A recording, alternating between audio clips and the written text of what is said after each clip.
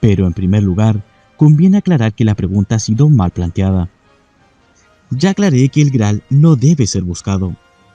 Agregaré ahora que se trata de un objeto del cual no es posible apropiarse y que, por lo tanto, debe aún estar donde siempre estuvo. Es un error, pues, tanto buscar el Graal como interrogar ¿qué ha sido de él? Pero se preguntará, ¿cómo habrá que encarar ese misterio, entonces, para obtener algún conocimiento adicional libre de paradojas? La única manera, a mi juicio, de avanzar en el conocimiento del misterio consiste en profundizar las analogías que ligan a la función orientadora hacia el origen del Graal, función externa, con las vías secretas de liberación espiritual de la sabiduría hiperbórea, las que son funciones internas, orientadoras hacia el origen. En ese sentido, se puede establecer una analogía muy significativa entre la piedra Graal de la estrategia odal y los lapis oppositionis, empleados en la vía de la oposición estratégica.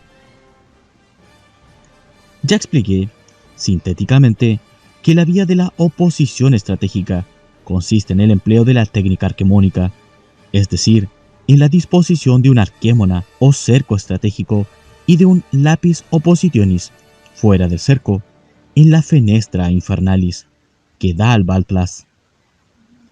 Aplicando la ley del cerco al arquémona, se logra aislar la plaza del Balplas, es decir, se consigue liberar un área en el mundo del demiurgo. Pero ello no es suficiente. Es necesario que los iniciados se desincronicen del tiempo del mundo y generen un tiempo propio, inverso, que les permita dirigirse hacia el origen. Para ello, practican la oposición estratégica contra los lapis oppositionis, que se encuentran situados sobre una runa en el Balplas, frente a la fenestra infernalis. Me toca ahora aproximarme al mayor secreto, aquel que explica el método empleado por los dioses para mantener, permanentemente, eternamente si se quiere, el Graal en el mundo. Comenzaré por indagar lo siguiente. ¿Cuál es la residencia de los dioses leales? Se puede partir de una respuesta conocida, que yo he repetido muchas veces. Los dioses residen en Kata Agar, en el Valhalla de Agartha. Tal la respuesta es correcta, pero insuficiente, pues cabría preguntar a su vez, ¿qué es el Valhalla? ¿Dónde se encuentra? Frente a estos interrogantes pueden adoptarse dos criterios. 1.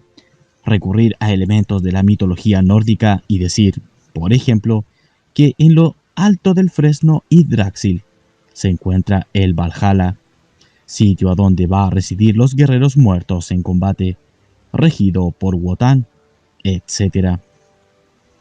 Y un segundo criterio, que me parece más acertado, consistente en despojar a las respuestas de adornos folclóricos y expresarlas con símbolos de la sabiduría hiperbórea, los que podrán ser fácilmente interpretados mediante analogías. Con este criterio es posible afirmar inmediatamente que el Valhalla es la plaza liberada por los dioses, o haces, en algún lugar del universo de El Uno. Esta plaza, naturalmente, tiene las dimensiones de un país y se halla totalmente fortificada. En ella habitan los señores de Venus y muchísimos dioses y valquirias, quienes se preparan permanentemente para la lucha mientras aguardan el fin del Kali Yuga y el despertar de los espíritus cautivos. Sus incontables dioses guerreros, inmortalizados con sus cuerpos de Vajra, forman en las filas del Bildeshker el ejército furioso de Wotan y vigilan las murallas del Valhalla, aunque el enemigo jamás se atrevería ante tan temible guarnición hiperbórea. Los dioses han liberado la plaza fuerte del Valhalla, aplicando, con sus poderosas voluntades, la ley del cerco a las murallas de piedra. La conquista del tiempo propio que reina en el Valhalla y que los independiza de cualquier ciclo o ley del mundo del demiurgo, procede de una maravillosa operación de oposición estratégica. Pero, ¿cuál habrá sido la piedra, el lapis oppositionis, que los dioses emplearon en su estrategia hiperbórea? Desde que ocurrió el conflicto de los orígenes, hace millones de años, los dioses practican la oposición estratégica contra una preciosa gema extraterrestre, facilitada a tal efecto por el gallardo señor, Christos Lucifer. Esa piedra se llama Graal. Un dieser Stein ist Graal genannt. Wolfram von Eckenbach. La relación analógica entre Arquémona y Valhalla se torna más evidente aún si se considera que éste posee una porta infernalis, equivalente a la fenestra infernalis de aquel. La porta infernalis es una abertura en la muralla que se encuentra permanentemente vigilada por atentos centinelas. Frente a la porta infernalis, pero fuera del Valhalla, es decir, en el mundo, se halla situado el Graal, sobre una bruna. Contra él, según se ha dicho, los dioses practican la oposición estratégica. Es necesario profundizar un poco más en la descripción de esta disposición, debido a su extraordinaria importancia para la aproximación al misterio del Graal. Ante todo, diré que el Graal, como un lapis oppositionis, fue depositado en el origen, sobre una bruna, y aún sigue allí, sobre la bruna y en el origen. No se trata de un juego de palabras, sino de una propiedad del Graal que debe ser examinada con detenimiento. El Graal, como reflejo del origen, no puede devenir en el tiempo a semejanza de las cosas materiales creadas por el demiurgo. En otras palabras, el Graal no puede estar en el presente. En verdad, el Graal se halla en el remoto pasado, en aquel tiempo y lugar en que fue colocado, y por eso no debe ser buscado empleando movimiento y tiempo para conseguirlo, pues tal actitud apunta hacia el futuro, o sea, en sentido contrario, tal como ya he explicado. Pero si el Graal se encuentra en el pasado, si el tiempo no lo arrastra hacia el presente con su incontenible fluencia, como acontece con los objetos materiales, y siempre ha permanecido allí, en el pasado, ¿cómo es que hemos llegado a saber de él? Y, lo más importante, ¿cómo puede actuar en el presente, tal como lo exige la estrategia odal, prescindiendo del tiempo? Es decir, ¿en virtud de qué elementos se conecta el Graal, desde el pasado con el presente, por ejemplo, con un líder hiperbóreo? La solución a estos problemas ha constituido, desde antiguo, un peligroso secreto, que ahora voy a tratar de revelar. El enigma se resuelve razonando de este modo. Si bien el Graal ha permanecido siempre en el pasado, propiedad que únicamente posee en el universo la gema de Christos Lucifer, lo mismo no ha acontecido con la bruna que lo sostenía, y que todavía lo sostiene. He aquí el gran secreto. Mientras el Graal, reflejo del origen divino, permanece como tal situado en el origen, la bruna sobre la cual fue asentado ha atravesado los milenios y ha llegado hasta el presente. Por cierto que la bruna siempre está presente, lo que significa en cualquier circunstancia histórica. Hablaré un poco de la bruna. Se la conoce como bruna del origen o bruna de Oricalco, pero cabe aclarar que tales nombres no solo designan al símbolo de la bruna, sino también a la piedra terrestre que fue asiento primordial del Graal. Por eso cuando en la sabiduría hiperbórea se hace alusión a la bruna de Oricalco, de lo que en realidad se está tratando es de una piedra, muy antigua, color azul violeta, en la que los dioses engastaron un signo brúnico de Oricalco. Se hace necesario, pues, conocer la procedencia de la misma y el motivo de su construcción. Ya mencioné en otras ocasiones que en un principio los dioses ingresaron al sistema solar por la puerta de Venus, y que un grupo de ellos, los dioses traidores, se asoció al plan del demiurgo, provocando luego, en combinación con este, la catástrofe de los espíritus cautivos.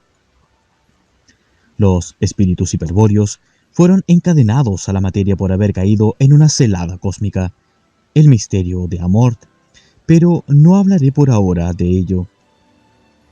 El efecto que se produjo en el mundo evolutivo del demiurgo al asimilar a los espíritus confusos es lo que hoy llamaríamos una mutación colectiva. Al mal de la ordenación imitativa de la materia hecha por el demiurgo, se sumó luego el mal de la mutación de su obra y el encadenamiento de los espíritus, es decir, la modificación del plan realizada por los dioses traidores. Y para controlar tan maligna empresa, los dioses traidores deciden fundar la Fraternidad Blanca, en la cual se deben organizar las diferentes manifestaciones débicas del demiurgo. La sede central del poder, Chang Shambhala, es también la clave de la mutación colectiva de los 7 reinos de la naturaleza.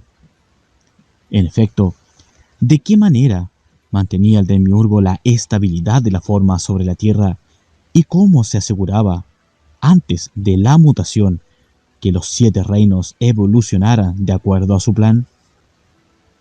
Hay 2 principios que intervienen en la ejecución del plan, uno estático y el otro dinámico. El plan se apoya estáticamente en los arquetipos y dinámicamente en el aliento del logos solar.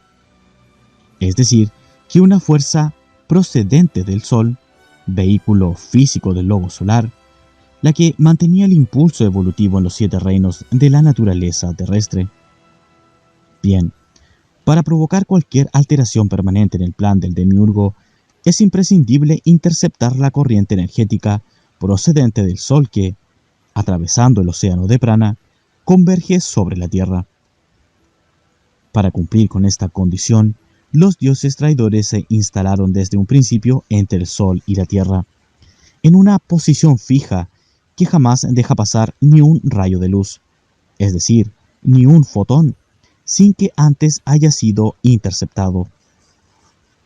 Esta afirmación puede parecer fantástica, y en verdad lo es, pero más fantástica e insensata ha sido la construcción de Chang Shambhala, ya que la que hemos descrito es la función técnica de la sede del poder de los dioses traidores. He aquí otro secreto que ya no es tal. La ubicación de Chang Shambhala se podrá ahora determinar a partir de este dato. Siempre se encuentra entre la Tierra y el Sol. En realidad, Chang Shambhala está muy cerca de la Tierra, lo que dará una idea de su enorme tamaño. Sin embargo, aquí no se trata de un capricho, sino que debió construirse así por exigencias de su función moduladora del plasma genético solar. Por supuesto, no faltará quien diga neciamente que todo esto es un disparate, dado que las tradiciones del Tíbet y de la India afirman que Chang Shambhala es un reino situado en el Asia, entre las montañas Altai, el desierto de Gobi y los Himalayas. Sin dudas, un comentario de este tipo constituirá un disparate mayor que mis afirmaciones. En principio, las mentadas tradiciones del Tíbet y de la India son productos de la desinformación estratégica que durante siglos ha desplegado la fraternidad para que se ignore la verdad. Y en segundo lugar, diré que los datos más serios de la tradición, ya que hay algunos datos dignos de crédito, siempre mencionan la ubicación de la puerta de Chang Shambhala y jamás al reino en sí. Esta sutil distinción es sumamente sugestiva, pues el hecho de que en un determinado lugar geográfico exista una puerta no implica que el reino esté inmediatamente detrás. Podría entenderlo así una mente primitiva, condicionada por la creencia de que la línea recta es la distancia más corta entre 2 puntos, y de hecho tal cosa ocurre frecuentemente. Pero aquí estoy manejando la información en otro nivel, y por eso adelantaré 4 versos del canto de la princesa Isa, que ya tendrá oportunidad de conocer cuando relate la historia de Nimrod, el derrotado. Pero aunque Deyun está lejos, sus puertas están en todas partes. 7 puertas tiene Deyun y 7 muros la circundan. A esas puertas inducidas se refieren las leyendas orientales, las cuales están en todas partes y conducen al reino que, evidentemente, no ocupa un simple lugar geográfico. Una referencia a sucesos tan remotos como la perversa asociación entre los dioses traidores y el demiurgo tenía como finalidad servir de introducción para un hecho que voy a destacar enseguida. Cuando el demiurgo conviene con los dioses traidores ceder a estos el control de la jerarquía, les entrega el signo Tiferet, que representa a uno de los 10 Sefirot y permite un control total sobre los aspectos formales de la creación. El signo Tiferet es la expresión simbólica de la manifestación material de los arquetipos divinos, aspecto que suele sintetizarse como belleza del demiurgo. Por si no se ha comprendido bien, conviene repetir que los demonios de Shambhala quedaron en posesión de un signo que representa todo el aspecto Tiferet del demiurgo, permitiendo acceder a él y compartir su poder. Naturalmente que el signo Tiferet es la clave de Maya, la ilusión de lo real, y por lo tanto, la más terrible herramienta de la hechicería. Quien observe el signo Tiferet, el cual es bastante complejo, desde el mundo, es decir, encarnado kármicamente, corre el riesgo de abismarse inmediatamente, perdiendo todo punto de referencia y por consiguiente la razón. Por tal motivo la sabiduría hiperbórea recomienda aplicar la ley del cerco al signo Tiferet para poder observarlo sin peligro. No está de más señalar que en toda ofensiva hiperbórea contra los demonios de Shambhala, tarde o temprano se produce una confrontación con el signo Tiferet, dado que se confía en su nefasta influencia para vencer a los hombres despiertos. Luego que los dioses traidores recibieron el signo Tiferet y construyeron Shambhala, ya no fue posible para los dioses leales permanecer sobre la superficie terrestre. Pero tampoco deseaban abandonar el sistema solar, dejando tras de sí a miles de millones de espíritus cautivos. Y entonces planificaron la estrategia Odal. Pero antes, ¿qué cuadro presentaba un espíritu cautivo? Básicamente, la pérdida del origen y la inconsciencia consiguiente, es decir, la pérdida del tiempo propio. El encadenamiento a la materia parte fundamentalmente del encadenamiento al inmanente fluir de la conciencia del demiurgo, o sea, de la sincronización al tiempo del mundo. Los espíritus cautivos, ligados al tiempo, iban a tardar millones de años en recuperar su conciencia, si es que algún día lo lograban. En esas circunstancias, los dioses, en una maravillosa exhibición de valor e intrepidez, dan comienzo a la estrategia Odal. El primer problema que debían afrontar era mantenerse independientes del tiempo, pero no fuera de él, ya que tendrían que seguir de cerca las desventuras de los espíritus cautivos para ayudarlos a evitar la confusión estratégica y, eventualmente, rescatarlos.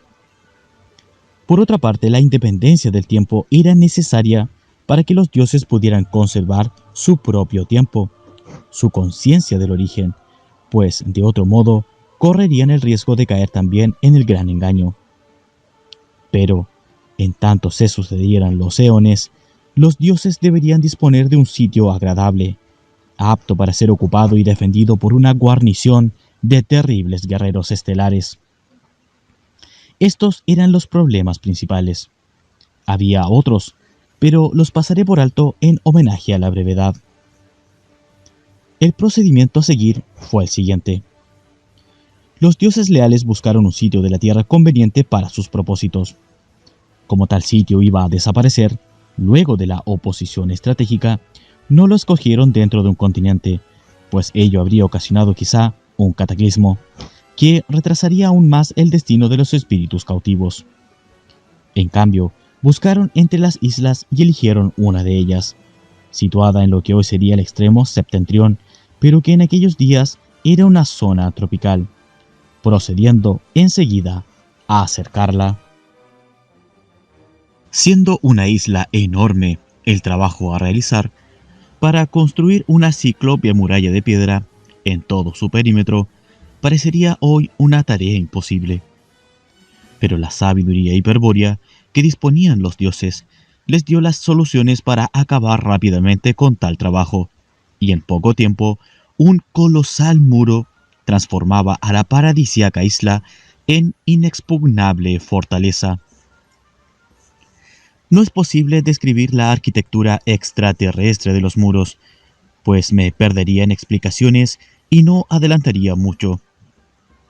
Solo diré que, en algunos tramos, la construcción era semejante a la fortaleza preincaica de Sacsayhuamán, cerca de Cusco, en Perú, pero tal semejanza, debo decirlo también, era muy aproximada, ya que Sacsayhuamán es aún demasiado humana. En la muralla practicaron una sola abertura, cosa que sorprenderá a quienes no conozcan los principios estratégicos de la sabiduría hiperbórea. Y fuera de esta abertura, que ya he nombrado con una denominación moderna, Porta Infernalis, se colocó la Bruna de Oricalco. Llegó el momento, pues, de volver sobre el mayor misterio. El gran jefe, Christos Lucifer, audazmente instalado en un lugar impensable, atrás de Venus, como sol negro o expresión del origen, decidió responder a la vil conspiración de los dioses traidores con un acto de guerra. Para cumplir con su voluntad, fue que los dioses liberadores ocuparon la isla y la amurallaron, iniciando la estrategia Odal. Pero la estrategia Odal tenía por objeto despertar y orientar a los hombres, individual o racialmente. Ya lo hemos dicho. Entonces, ¿en qué consistía el acto de guerra con que respondía Christos Lucifer a la traición de los dioses de Chang Chambala? Concretamente, el golpe de guerra estaba dado por el Graal. La gema hiperbórea, quitada de la frente del gallardo señor y asentada en el mundo del demiurgo, impediría a los demonios negar el origen divino del espíritu, ya que su inempañable brillo despediría en todo momento los reflejos de la patria primordial. El Graal, al divinizar los linajes hiperbóreos, constituía el desafío mayor, pues amenazaba con enviar al fracaso los planes infernales. El conflicto sería, desde entonces, eternamente planteado por todo aquel que lograse despertar, cualquiera fuese el infierno en que se encontrase, ya que el Graal sería asentado en el plano físico, es decir, en la más baja de las regiones infernales, y su brillo sería visto desde todos los rincones del mundo, incluido el plano astral y todos aquellos purgatorios que los demonios preparan allí para engañar a los espíritus. Aún en aquellos planos tan sutiles de las mónadas emanadas por el demiurgo, donde también hay espíritus hiperbóreos completamente idiotizados, a quienes se ha hecho creer que deben permanecer allí mientras sus otros cuerpos más densos evolucionan. Por último, el Graal era, si se me permite la metáfora, un guante arrojado a la cara de los demonios para un desafío al cual estos, por su cobardía, no serían capaces de responder. Pero no era tan sencillo lograr que el Graal, una vez ingresado en el plano físico, permaneciese simplemente ubicado en un lugar, por ejemplo, en un altar. Por su carácter atemporal, como reflejo del origen, el Graal, cual verdadero diluyente universal, lo atravesaría todo y se perdería de vista. Especialmente si para quien le mirase transcurriese el tiempo del mundo. El Graal no puede ser asentado sobre ninguna substancia que fluya a impulso del aliento del Logos, es decir, que fluya temporalmente, pues se perdería en el pasado, ya que su esencia está siempre en el origen. ¿Qué hacer? Hay que preparar un asiento material de manera tal que soporte al Graal, aunque éste permanezca en el pasado y aunque el tiempo del mundo transcurra efectivamente para dicho asiento. ¿Puede construirse algo así? Solamente si entre la substancia del asiento y el Graal se intercala un signo que neutralice la temporalidad. Esto significa que el signo debe representar el movimiento inverso al empleado por el demiurgo para construir el sistema solar. Un signo así, que es el colmo de los símbolos heréticos, fue empleado por los dioses para construir el asiento del Graal, al cual he llamado Bruna de Oricalco. Atención a esto porque lo diré una sola vez. De la Bruna de Oricalco, que es un signo muy complejo y de tremendo poder mágico, se deriva, previa mutilación y deformación, la runa esvástica, de la cual se han escrito tantos disparates. Para construir el asiento del Graal, se optó por una piedra cristalina de color azul-violeta, semejante a un ágata. En su parte superior, en una zona ligeramente cóncava, se engastó una bruna de oricalco hábilmente cincelada por los dioses leales. Y una vez concluido el asiento, se lo depositó fuera de las murallas de la isla, en dirección a la Porta Infernalis, pero a muchas millas de allí, en una región continental. Será difícil que alguien pueda imaginar el maravilloso espectáculo del Graal descendiendo en los 7 infiernos. Tal vez, si se piensa en un rayo verde, de brillo cegador e influencia gnóstica sobre el vidente, ante quien los demonios giran sus fieros rostros, helados de espanto. Un rayo que, cual hoja segadora de invencible espada, va rasgando los 400.000 mundos del engaño, buscando el corazón del enemigo. Una verde serpiente voladora que porta entre sus dientes el fruto de la verdad, hasta entonces negada y ocultada.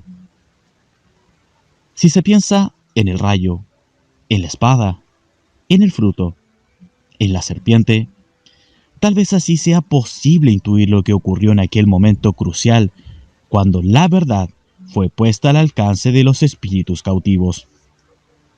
Sí, porque desde que el Graal se asentó sobre la bruna de oricalco, el árbol de la ciencia quedó plantado al alcance de aquellos que, completamente confusos, vivían en el infierno creyendo habitar un paraíso. De ahora en adelante podrían comer su fruto, y sus ojos serían abiertos. Aleluya por Cristo Lucifer, la serpiente del paraíso. Aleluya por aquellos que comieron del fruto prohibido, los hombres despiertos y transmutados. ¿Cuál fue el siguiente paso de los dioses? Previamente a la caída del Graal, pero cuando este fenómeno ya estaba ocurriendo en otros planos, aplicaron la ley del cerco a las murallas de la isla, aislando el área interior de la exterior. Para comprender el efecto que tal acción estratégica produjo, hay que tener presente que esa era la primera vez que se liberaba una plaza en el sistema solar.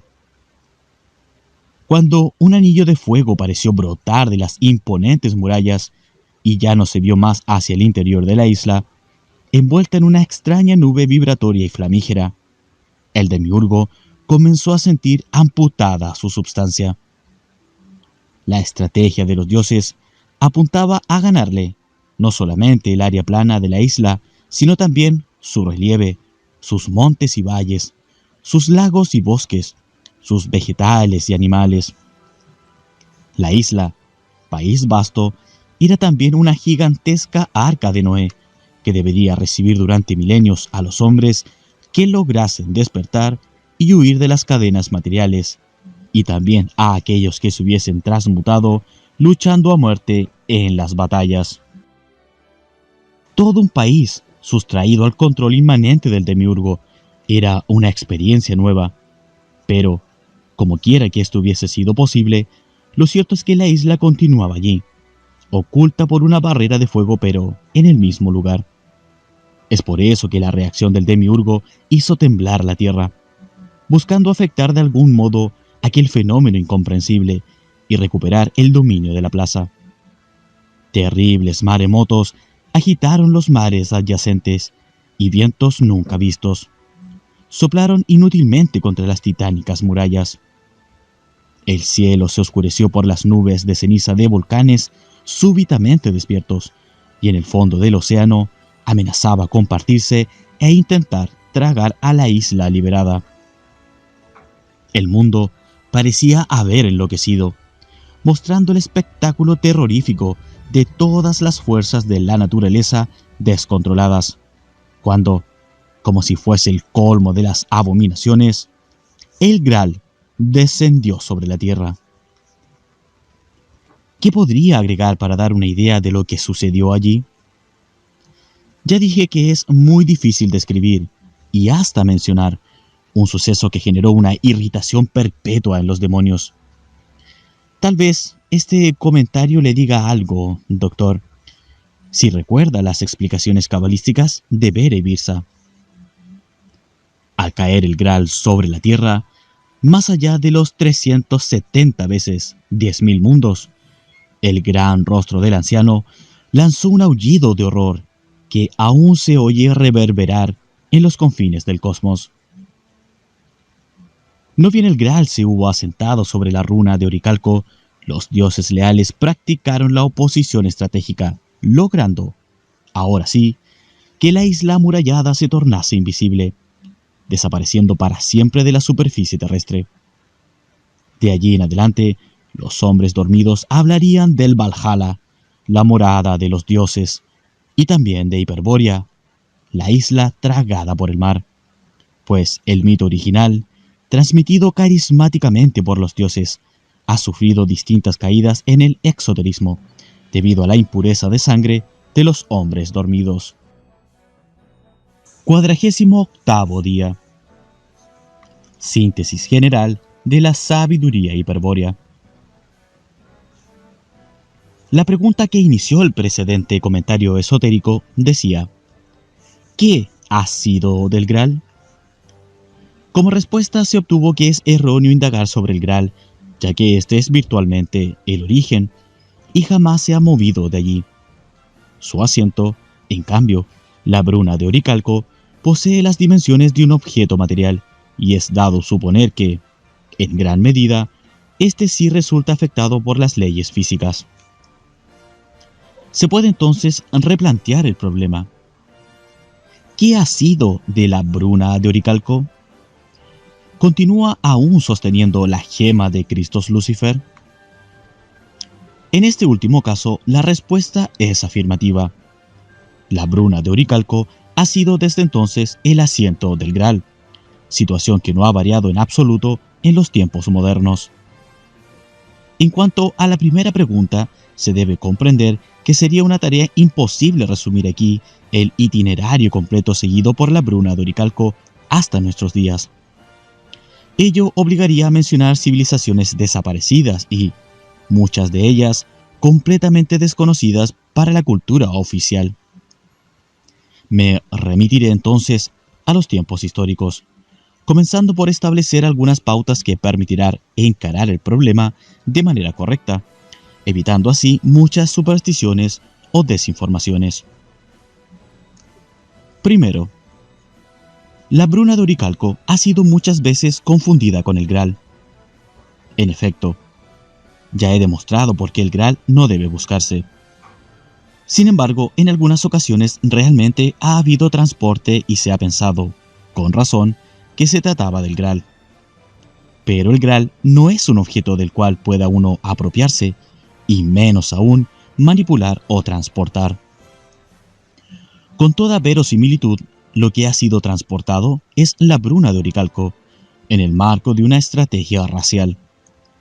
En ese caso no se puede achacar la confusión únicamente a la acción estratégica enemiga porque, en la degradación de los antiguos mitos hiperbóreos, la mayor responsabilidad recae sobre la impureza sanguínea de los hombres. Segundo, La presencia de la Bruna de Oricalco entre los miembros de una comunidad de linaje hiperbóreo tiene la virtud de favorecer la vinculación carismática y de legalizar la conducta de sus líderes. Tercero, la presencia de la Bruna de Oricalco es la presencia del Graal, y el pueblo a quien los dioses hayan confiado su custodia es sin dudas, en ese momento, el linaje hiperbóreo más puro de la Tierra. Cuarto, para certificar si un determinado pueblo ha estado en posesión de la Bruna de Oricalco, hay que estudiar su arquitectura hiperbórea de guerra. La posesión de la Bruna de Oricalco exige la construcción de estructuras de piedras con peculiaridades propiedades topológicas. Dichas construcciones pueden no parecer hechas para la guerra, pero tal apariencia obedece exclusivamente a la ignorancia que existe sobre la estrategia hiperbórea. Un ejemplo lo constituye el castillo de Montségur, sobre el monte Pog, en el Languedoc francés. Esta construcción, que no es una fortaleza ni mucho menos, se levantó para permitir que la secta hiperbórea de los cátaros pudiese recibir y conservar la Bruna de Oricalco. Los principios que allí predominan son los de la ley del cerco y de la oposición estratégica, siendo tarea inútil pretender hacer de Montségur un observatorio astronómico o un templo solar. Pero como la arquitectura de Montségur ha sido proyectada en función de la Bruna de Oricalco, quien no atienda a esta clave jamás llegará a resultado positivo alguno. Quinto, hay que distinguir entre el asiento del Graal, al que llamamos Bruna de Oricalco, y el signo del origen, que la Bruna de Oricalco representa. Dije que, en la piedra azul violeta, los dioses engastaron una figura de Oricalco y denominamos al conjunto, piedra y figura, Bruna de Oricalco. Pero el signo del origen, que fue cincelado en Oricalco y engastado, posee por sí mismo el poder de presentar afinidad con el Graal. Por eso muchos linajes hiperbóreos, que no alcanzaron el alto honor de custodiar la Bruna de Oricalco, recibieron en cambio el signo del origen como premio a su sangre pura y reconocimiento del esfuerzo empeñado en su estrategia. Es así como el signo del origen tuvo, con el correr de la historia, una particular proliferación entre ciertos linajes que, orgullosamente, lo incorporaron a sus estandartes. Naturalmente, los líderes trataron en un principio de velar en parte su contenido simbólico, simplificando la figura, es decir, quitando algunos elementos sugestivos. Pero, luego de la caída en el exoterismo y la vulgarización, el verdadero aspecto del signo del origen fue olvidado. Ya dije, por ejemplo, que la esvástica procede por mutilación y deformación de aquel signo primordial. Sin embargo, en muchos casos, debido a la extraordinaria pureza sanguínea de algún linaje, el signo del origen fue exhibido completo, permitiendo a los líderes emplear su enorme poder para proyectar la luz del Graal sobre la masa del pueblo. Podría dar varios ejemplos de comunidades asiáticas portadoras del signo, pero tenemos a mano el caso de los sajones, que habían grabado el signo del origen en un tronco de árbol al que consideraban columna del mundo, universalis columna. El fin de tan audaz determinación merece también un comentario. Cuando en el 772 Carlomagno conquistó Teutoburger-Wald, procedió rápidamente a destruir el tronco Irminsul y a ejecutar a 5.000 miembros de la nobleza sajona. No conforme con esto, luego de 3 décadas de heroica resistencia, la raza sajona, de purísimo linaje hiperbóreo, fue totalmente cristianizada, previa ejecución de sus más puros retoños. Es sabido que muchos alemanes cultos consideran afortunada esta espantosa campaña carolingia. Así, por ejemplo, el profesor Haller opina que sin rubor, que, sin la sumisión de los sajones, hoy no existiría una nación alemana, pues, para el devenir histórico de la nación alemana, tal cual hoy es, la incorporación de los sajones al imperio de Carlomagno era una condición previa imprescindible.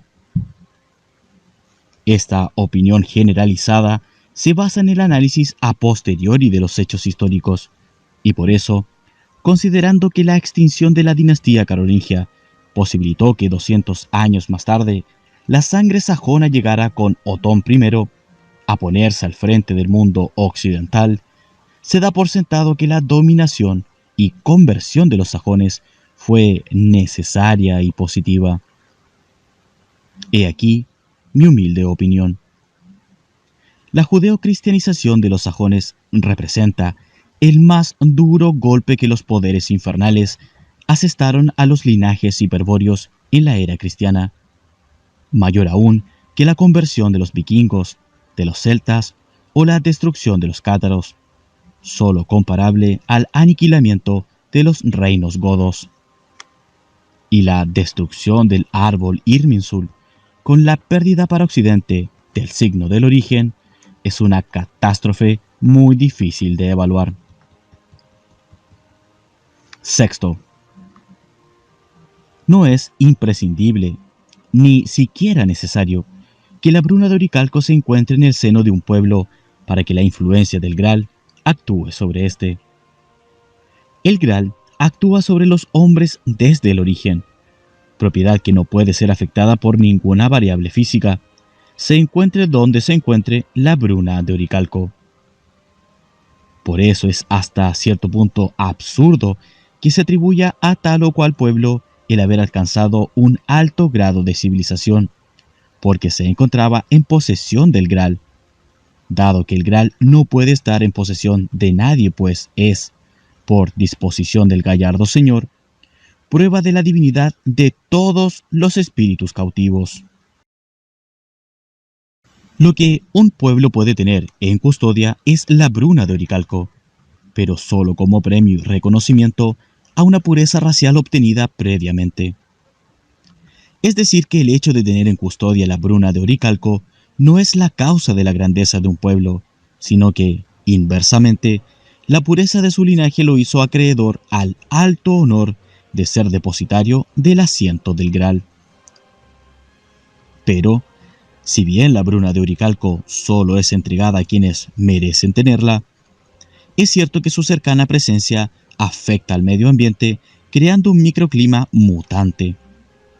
Es por eso que los dioses suelen depositar la Bruna de Oricalco durante las épocas oscuras en sitios apropiados para influenciar a los linajes menos confusos. Séptimo. De todo lo expuesto hasta aquí, se desprende la importancia capital que tendría para una comunidad de linaje hiperbóreo conseguir la custodia de la Bruna de Oricalco. Se impone, pues, tratar con detenimiento sobre esta posibilidad. El problema puede resumirse en la pregunta: ¿para qué necesita un rey, o quien quiera que ejerza la función regia, encontrar el Graal, o sea, la Bruna de Oricalco? A continuación, Dr. Signagel, lo invitaré a una breve reflexión sobre la actitud que se debe adoptar al tomar conocimiento de los hechos protagonizados por los dioses liberadores, y luego daré respuesta al problema profundizando un poco más sobre la simbología del Graal. Se requiere una profunda meditación en los símbolos que he presentado para captar su significado último, el cual debe ser percibido siempre como dramático y trágico, pletórico de urgencias espirituales.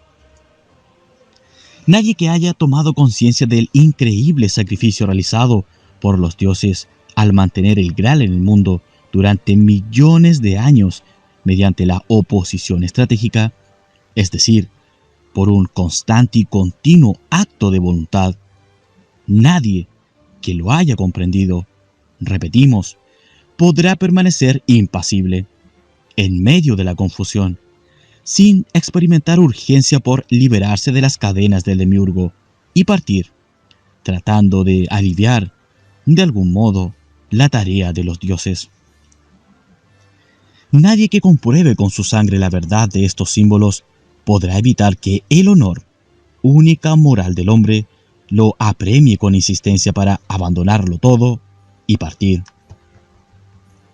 Pero esa partida será con las armas en la mano, dispuesto a dar batalla sin cuartel a los demonios y sintiendo que la sangre se ha encendido por el furor del guerrero, por la hostilidad esencial hacia la obra del demiurgo, transmutando la débil substancia orgánica del cuerpo físico en Vajra, la materia incorruptible.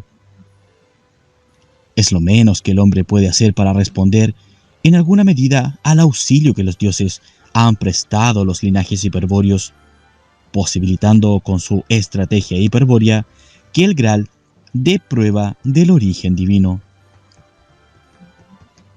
Voy ahora a la pregunta pendiente.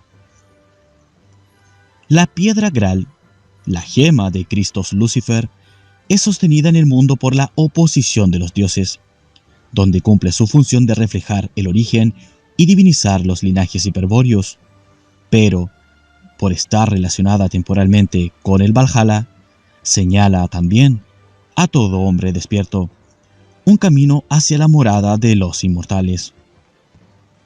Ese camino es el que siguen los guerreros caídos en batalla, los héroes, los campeones, guiados por las mujeres hiperbóreas, aquellas que les fueron prometidas al comienzo de los tiempos y que durante miles de años, por el temor que les emponzoñaba la sangre, habían olvidado.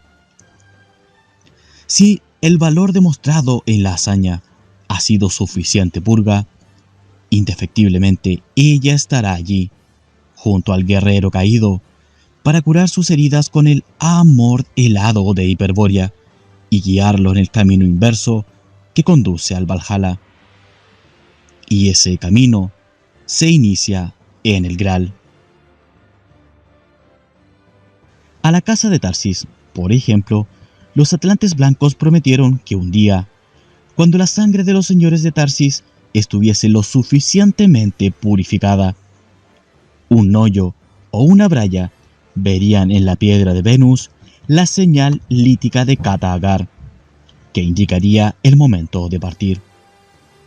Tal señal mostraría, según se va viendo, el camino hacia el Valhalla, la morada de los dioses leales. Pero no debe pensarse por esto que la luz del Graal apunta a la salvación individual de los hombres dormidos. Para ello se dispone del canto de los dioses y de las 7 vías secretas de liberación espiritual. Por el contrario, dentro de la estrategia odal, el Graal debe cumplir el rol fundamental de restaurar la función regia, o sea, debe servir a un propósito racial o social. Por eso el Graal será requerido en todos los casos en que se intente instaurar el imperio universal o cualquier otro sistema de gobierno basado en la aplicación social de la ley del cerco, monarquía, fascismo, nacionalsocialismo, aristocracia del espíritu, etc. Los hechos históricos que conducen a la búsqueda del Graal, siempre semejantes, pueden resumirse simbólicamente como sigue. En principio, el reino es terra casta, o el rey está enfermo, o simplemente el trono ha quedado acéfalo, etc. Puede haber muchas interpretaciones, pero esencialmente el símbolo se refiere a un agotamiento o decadencia en el liderazgo carismático y a un vacío de poder, sea que al gobierno lo ejerza un rey, casta o élite. Los mejores caballeros parten a buscar el Graal, en un intento por poner fin a los males que aquejan al reino y lograr que retorne el antiguo esplendor. Solo uno consigue encontrar el Graal y devolver el bienestar al reino, ya sea curando al rey o coronándose a sí mismo. Curiosamente, el caballero triunfante siempre es presentado como tonto, loco puro, ingenuo, pero especialmente como plebeyo. Los mejores caballeros equivalen aquí a cualquiera de las múltiples fuerzas sociales que se aprestan a lanzarse sobre la función regia cuando existe acefalía o vacío de poder. Finalmente, uno de ellos triunfa y restablece el orden en el reino. Era el plebeyo y ahora es rey, con la aprobación y el consentimiento del pueblo.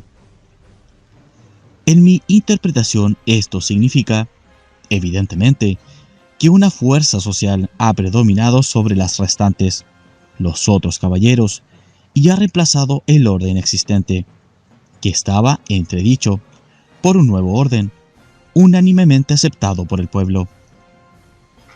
Pero si el problema se reduce a una mera lucha por el poder, ¿para qué necesita el nuevo rey, o nueva élite, aristocracia, casta, etcétera, encontrar el Graal? Porque el Graal confirma a la función regia. Cuando en tiempos de crisis una élite o un líder carismático accede al poder, con intenciones de restauración regia, debe apresurarse a legalizar su situación, pues si no, otra élite o líder vendrá a cuestionar sus títulos e intentará también ocupar el lugar vacante, sucediéndose así una interminable serie de batallas, políticas o militares. Pero si hay lucha por el poder, nadie tiene su control, y puede ocurrir que al final el reino acabe dividido entre varias facciones. Es necesario dirimir la cuestión, consultar a un juez infalible, a una autoridad indiscutida y trascendente. Aquí es donde se plantea la necesidad de recurrir al Graal. ¿Por qué el Graal? Porque el Graal es también la tabula regia, la lista de reyes. Él dice quién debe gobernar, a quién le corresponde regir, porque él revela quién tiene la sangre más pura. Pero esta revelación no es simplemente oracular y arcana, sino que por mediación del Graal, la pureza del líder, su derecho a la conducción, será conocida por todos y reconocida por todos, carismáticamente. De allí que el loco puro, de linaje hiperbóreo pero de estirpe plebeya, luego de encontrar el Graal, sea reconocido por el pueblo como rey indiscutido. Cuando un linaje hiperbóreo confía en la luz del Graal para la elección de sus líderes, puede decirse con propiedad que se sucederá una dinastía de reyes del Graal. Durante el reinado de uno de estos, puede pasar que el linaje alcance un grado tan elevado de pureza que se haga digno de obtener la custodia de la Bruna de Oricalco. Es lo que ocurrió, por ejemplo, en el siglo XIII en el condado francés de Toulouse, cuando la Bruna de Oricalco fue confiada a los perfectos cátaros. Se alegará, contra esta afirmación, que los cátaros eran maniqueos, es decir, herederos de una tradición gnóstica, y que ese es el motivo por el cual fueron aniquilados, existiendo solo una relación circunstancial entre ellos, los condes de Toulouse y la población occitana. Tal argumento, de origen golem moderno, intenta desviar la atención del hecho más importante de la epopeya cátara, su relación con el Graal. El hecho de que fuesen gnósticos, cosa que nadie discute, y de que enseñasen una de las 7 vías secretas de liberación, basada en la canción de Amort de los dioses leales, origen de la cultura de los trovadores, cosa que pocos conocen, no explica para nada su relación con el Graal. El Graal, en el marco de la estrategia odal, tiene un sentido puramente racial. Si la Bruna de Oricalco fue confiada a los cátaros, es porque estos participaban activamente en técnicas de transmutación colectiva, las que no pueden excluir a la función regia, y no simplemente porque eran de filiación gnóstica. Un tema conectado con la propiedad que posee el Graal de ser tabula regia es el del Mesías imperial y su imitación, el Mesías judío. En principio diré que se es rey del Graal por la pureza de sangre, atributo absolutamente individual que no depende ni de la raza, ni de la estirpe, ni de ningún otro patrimonio material. Un rey del Graal exhibe virtudes puramente personales, tales como el valor, la intrepidez o el honor, y jamás fundamenta su prestigio en las posesiones materiales o en el valor del oro. La autoridad de un rey del Graal, por estas razones, proviene exclusivamente de su carisma personal, el que se extiende al resto del pueblo, merced a la vinculación que se establece entre el rey y cada uno de ellos, en su sangre, por mediación del Graal. Ese es el principio de la mística psicosocial. Por eso, un rey del Graal, en su comunidad, es reconocido por el pueblo. Naturalmente, que todos los pueblos tendrían su rey del Graal si la acción de la sinarquía y de la raza hebrea, con su democracia, socialismo, comunismo, etc., no hubiesen usurpado la función regia. De todos modos, cabe preguntar, ¿habría, a nivel universal, para los linajes hiperbóreos, la posibilidad de que un rey del Graal fuese reconocido por todos?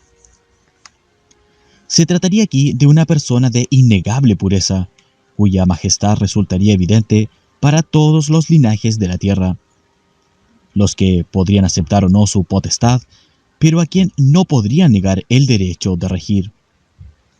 Bien, es fácil responder que el único señor que acredita, para todos los linajes hiperbóreos, tal derecho, es Christos Lucifer. Si él se presentase ante los linajes hiperbóreos, su derecho a regir por la sangre, basado en su innegable pureza, podrá ser aceptado o rechazado, pero jamás desconocido.